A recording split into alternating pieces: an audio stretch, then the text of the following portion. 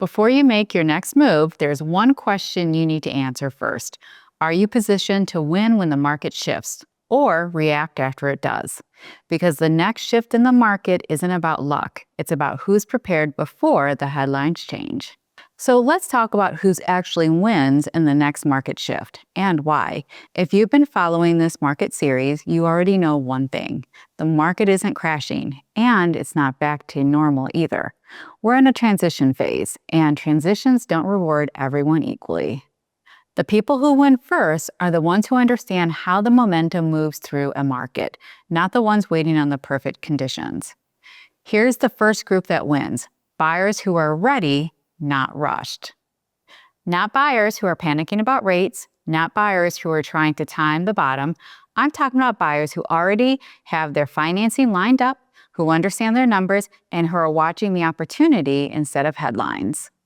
When the shift starts, inventory doesn't explode overnight, it creeps. And the buyers who win are the ones who can move confidently before competition fully wakes back up. Next, sellers who price strategically, not emotionally. This is a big one. The sellers who win are not the ones who are anchored in last year's peak pricing. They're the ones who understand how today's buyers are thinking. They price with intention, they stage properly, and they present their home as a solution, not a gamble. In shifting markets, the best homes don't sit, they separate. And that separation happens in the first 2 weeks. Now, here's where strategy really comes in. The biggest winners in the next shift are the people who can both buy and sell, and do it with a plan.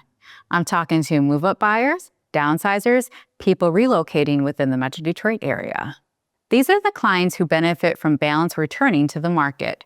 More options to buy, more serious buyers on the sell side, but, and this is the important part, they only win if timing, pricing, and negotiations are aligned together, and that's where most people get stuck. Quick pause here, because if you've watched any of this mini-series, this part matters the most. Markets don't reward waiting, they reward positioning. Every shift creates winners and losers at the same time. The difference isn't the market, it's the plan. And now let's talk about who struggles in the next shift.